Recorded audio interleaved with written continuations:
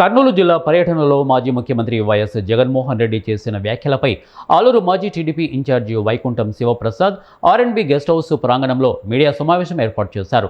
సమావేశం ఉద్దేశించి మీడియాతో తీవ్రస్థాయిలో మాజీ ముఖ్యమంత్రి వైఎస్ జగన్మోహన్ రెడ్డిపై తీవ్ర విమర్శ చేశారు.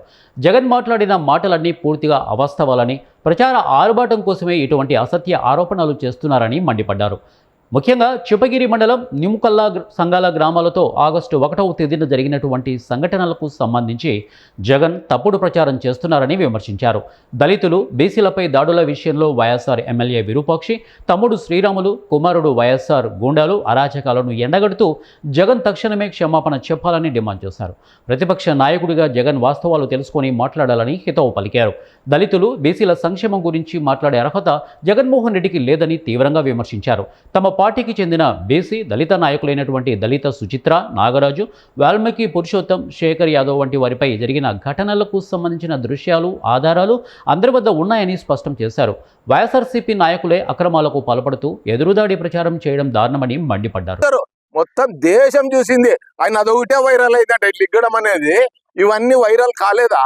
ఏం మాట్లాడినాడు? నీకు సిగ్గుందా జగన్మోహన్ రెడ్డి? నువ్వు ముఖ్యమంత్రిగా ఎట్లా పని చేసినావా? నువ్వు ఏం మాట్లాడుతున్నావా? నువ్వు ఇన్ని అబద్ధాలు చెప్పేదానికి నువ్వు కర్నూలుకి వచ్చినావా?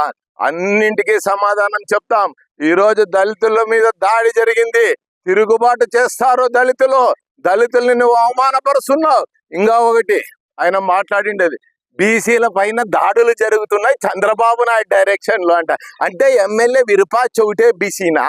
మా మండల కన్వీనర్ విరూపాక్షి, మా మండల కన్వీనర్ వచ్చేసి వాల్మీకి బోయ పురుషోత్తము, తర్వాత మా యొక్క కొండ రామాంజనేయులు వాల్మీకి, మరియు కొండ రాము వాల్మీకి. మా వాళ్ళు వాల్మీకులు కాదా? సిగ్గుందా నీకు?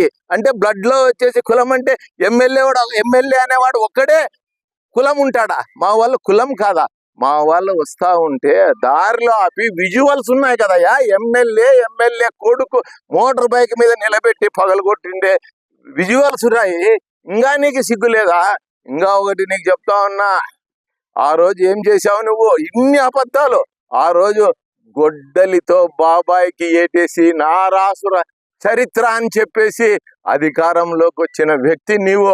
నీకు అధికారం లేకపోతేనే నీకు ఎన్ని అబద్ధాలు మాట్లాడుతా ఉన్నావు. నిన్ను ప్రజలు క్షమించే ప్రసక్తే లేదు. నువ్వు ఒక్కటే డైరెక్ట్ జగన్మోహన్ రెడ్డి నీకు క్వశ్చను.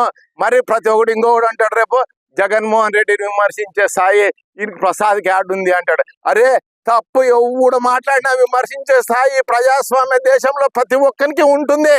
నాకు కూడా ఉంటుంది. ఉందని కూడా నేను చెప్తా ఉన్నా. ఎందుకు లేదయ్యా? ఏం మాట్లాడినావు? సిగ్గు లేకున్నట్లు మాట్లాడుతున్నావా జగన్మోహన్ రెడ్డి? ఏం మాట్లాడినాను?